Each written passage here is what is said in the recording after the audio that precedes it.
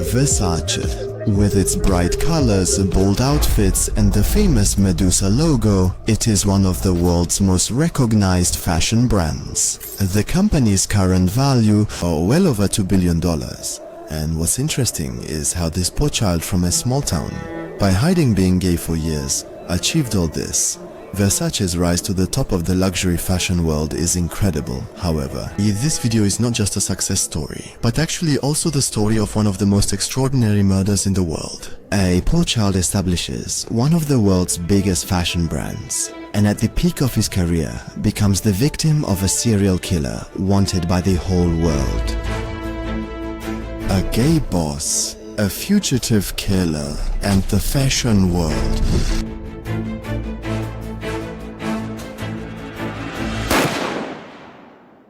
Gianni was killed with a gun, and a serial killer is suspected of the murder.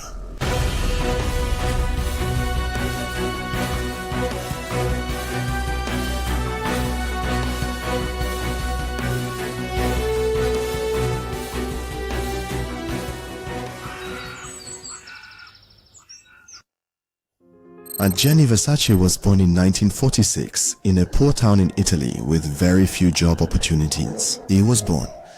Many people in his hometown did not even know how to read or write, and the local economy was so poor that people were moving to other cities to work as miners or farm laborers. Gianni's mother, Francesca, was a seamstress. His father, Antonio, was a household appliances salesman, and despite all these poor conditions, they managed to rise to the middle class. They were even the only family in the town wealthy enough to buy a car and television. However, not everything was going smoothly in the Versace household. Gianni had two siblings, his brother Santo and his sister Fortunata.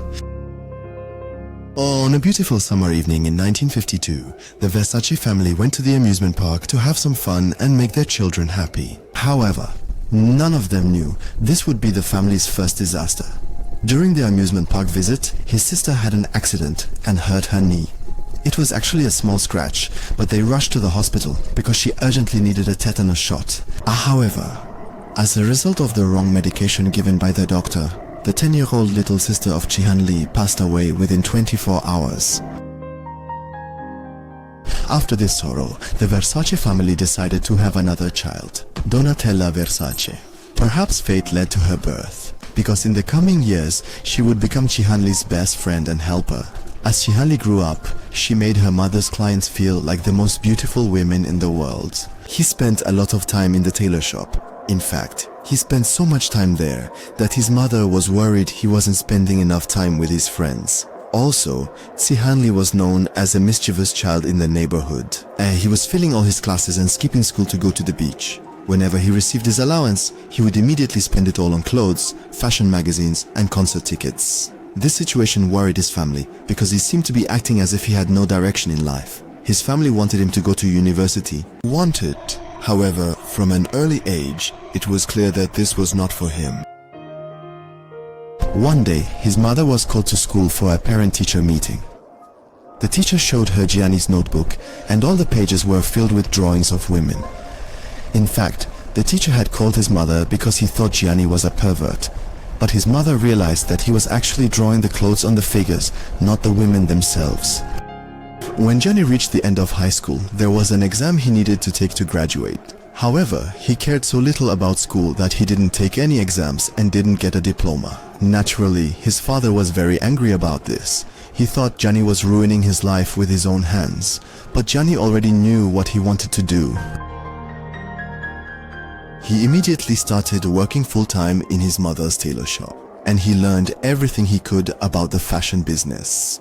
By the year 1965, when Gianni was 19 years old, his mother decided to open a boutique next to her workshop so he could start his own business. She named the shop Francesca Versace and wanted to buy the best pieces she could find. During these outings, he became friends with many designers who would later become famous, such as Karl Lagerfeld. Gianni was very happy on the return journey from his European trip. He thought the goods he brought would start a new era in the town. However, when he returned to show the clothes to his mother, he was completely disappointed.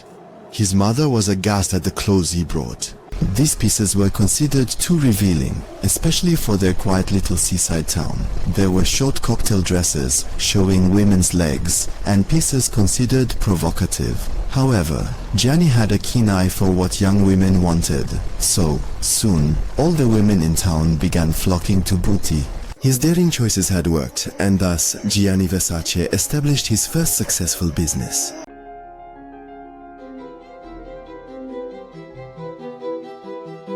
Gianni, on one hand, is filling his boutique with the latest clothes that have become a global fashion. On the other hand, he is learning to sew dresses from his mother, because his real dream was to create his own original designs and sell them. Gianni always carried a notebook with sketches of his designs. During this time, he was constantly visiting clothing manufacturers. Here is the owner of the knitwear brand called Florentine Flowers. This was an exciting opportunity for Gianni.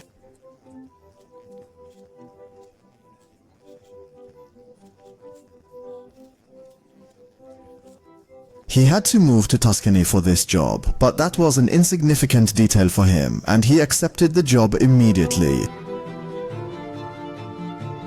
Just a few months later, he released his first collection, and this collection was so successful that his bosses gave him a convertible luxury car as a gift. After the successive successes, when Gianni turned 26, he felt ready. He was very close to Milan, the fashion capital of the world, and it was time to take action. He began freelancing by designing pieces for the most famous brands of that era. Each passing day, his name was becoming more known, and he had started to gain respect in the area, because he had proven to everyone that he was talented and that his work was incredibly valuable. For example, he completely revamped the designs of the famous clothing brand named Gianni, increasing their annual clothing sales from $2 million to $6 million.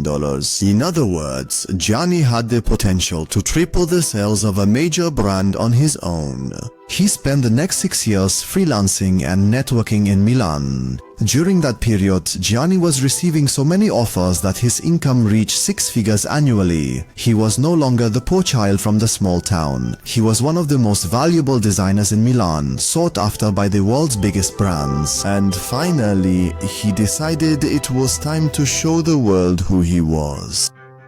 He immediately compiled a portfolio of his own designs and opened an exhibition at a famous art museum in Milan. He was actually a bit nervous about this, but he didn't need to worry. People loved his style so much that they wanted Gianni to make dresses for them. This was the time when he worked directly with clients for the first time instead of designing for someone else's brand. However, he did not open his own fashion brand until 1978, at the age of 32. As you might guess, starting a new fashion brand was not a cheap endeavor, but Gianni received financial support from a wealthy Italian family who believed in his talent. So, the network he built over years of striving in the fashion industry really proved useful. Gianni places a lot of value on the concept of family. Therefore, he appointed his brother Santo as CEO and his sister Donatella as vice president to lead the company. Both siblings were supposed to establish the Gianni Versace company. When Gianni first opened the store, there was only a single dress hanger. However, the designs he displayed in the window were so impressive. This alone was enough for women to come in and shop, and so the Versace brand had fully embarked on a journey to make everyone in the family millionaires. But as I told you at the beginning, this is not just a success story.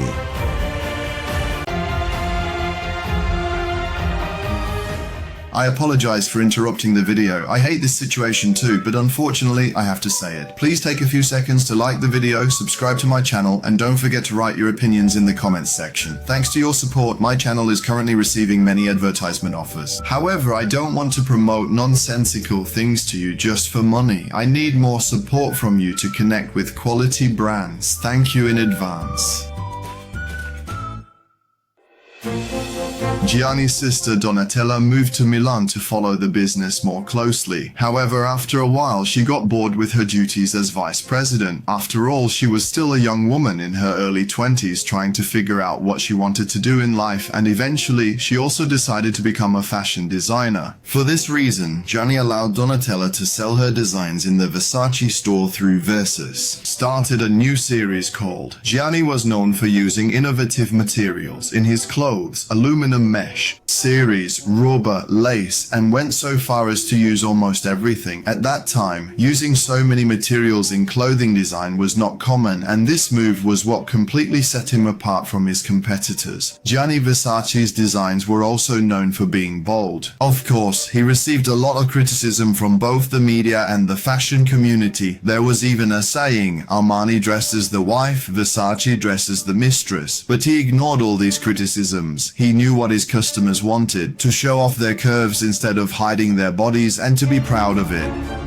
Eventually, the company became so successful that Gianni started to open different stores in new locations. Additionally, he wanted to make Versace global instead of focusing only on the Western world. And in 1979, he opened a store in China for the first time. At that time, other fashion houses were ignoring most of the Asian market. Therefore, bringing Versace to China so early led to a great success. It was far ahead in the competition and became one of the best-known brands worldwide.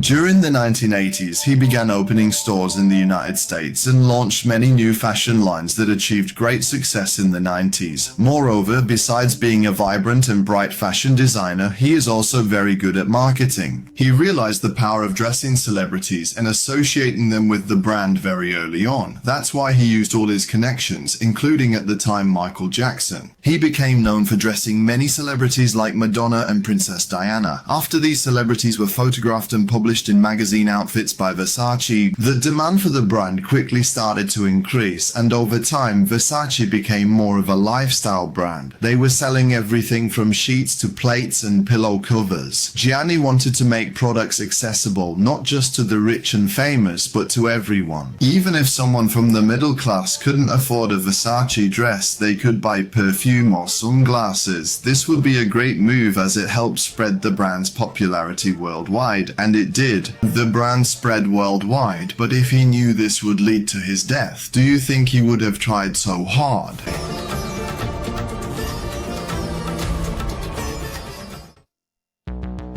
Gianni Versace was now at the peak of wealth and fame. However, he had a secret he kept from everyone.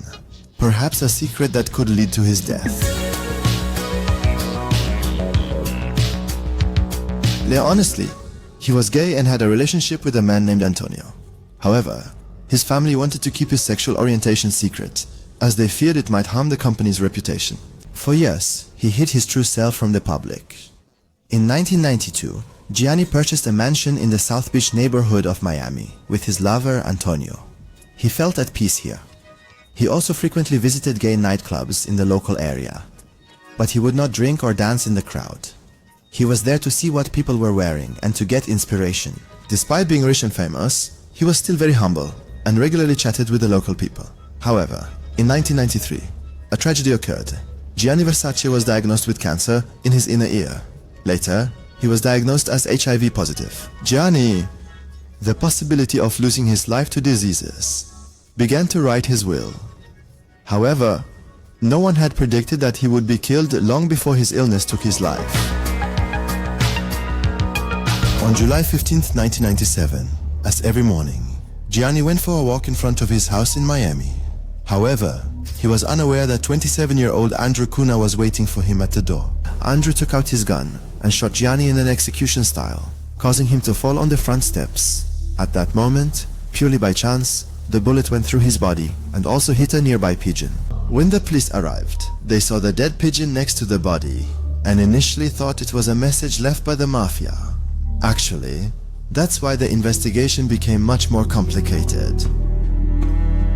The killer, Andrew Cunanan, was a serial killer wanted in many states and was on the FBI's red list. They created a memorial on the steps where Gianni was killed, and more than 2,000 people attended Versace's funeral, including dozens of celebrities. It was also broadcast on television worldwide. Andrew, on the other hand, was found dead on a boat just 8 days after killing Gianni Versace. He decided that it would be better to commit suicide than to go to prison. In the year 2018, a series telling the entire story of Versace was broadcast on America's famous television channel FX. The series suggested that Andrew was obsessed with Versace and tried to enter Gianni's life before killing him. Allegedly, Andrew was gay and worked as an escort for older men. Therefore, the series suggests that Andrew may have stalked Gianni before killing him and tried to offer him a job. However, investigators in the case found no evidence that Andrew spoke with Gianni Versace before killing him. And that is why Andrew did this has always remained a mystery. When Gianni died, the value of the Versace brand was $807 million. In his will, he left 20% of the company to his sister Donatella. After Gianni's death, Donatella continued her role as the artistic and creative director. His brother Santo received a 30% share and became the new president of the company. In a surprising turn, the remaining 50% of the company went to Gianni's niece, Allegra Versace, because he loved her like his own daughter. When Gianni died, Allegra was only 11 years old, and this inheritance had secured her entire life. When Allegra turned 18, she gained access to her $800 million inheritance and joined the board of Versace. However, becoming the new face of the brand was not really something she desired. She did not like attracting attention and valued her private life. Therefore, she did not want to take much part in the family business. After Gianni was shot, many companies offered the family millions of dollars to take over the Versace brands. However, the family did not want to let go of the brand and did not want to continue Gianni's legacy on their own. "Chez Donatella, my brother wouldn't even want me to sell a single office chair. For him, the company meant family, and you can sell family," he said.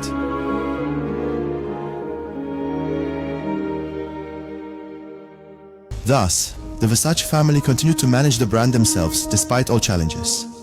Moreover, Versace also led to a very surprising invention. In the year 2000, Donatella designed a dress for Jennifer Lopez to wear at the Grammy Awards. And this dress became so famous that it became the most searched term on Google. In the year 2000, only text searches could be done on Google. However, the former CEO of Google, Eric Schulman, due to the high demand for this Versace dress, they realized that there was a need not only for text, but also for image search functionality. Therefore, Donatella's dress design led Google to develop the image search function. On the other hand, despite her business successes, it wasn't easy for Donatella to overcome the pain of losing Gianni. She went through a significant struggle after her brother's death and, as she admitted herself, became addicted to drugs. Frankly, for much of the time she worked for Versace, she was in a kind of daze. Moreover, the media's characterization of her as just a facade for the brand and their belittlement of her design efforts made things even harder. No one believed that Donatella could manage Versace after Gianni's death. This situation further damaged her confidence and, as you can imagine, led her to use more drugs to feel better. In the end, he was in a wretched state and was admitted to a rehabilitation center under family pressure. By the year 2014, it was clear things weren't going as well as before, and sales had declined. The Versace family finally decided it was time to seek outside support to move the brand forward, and sold 20% of the company to a private equity firm called Blackstone. Then they hired a new CEO. All these moves helped revive the Versace brand, and the company became popular among young audiences again. However, over time, it became clear that the next generation of the Versace family did not want to take over the business.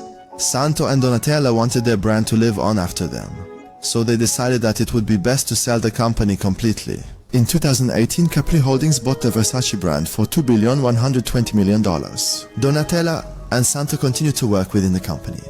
As part of the deal, the Versace family also received a Capri Holdings list worth $176 million.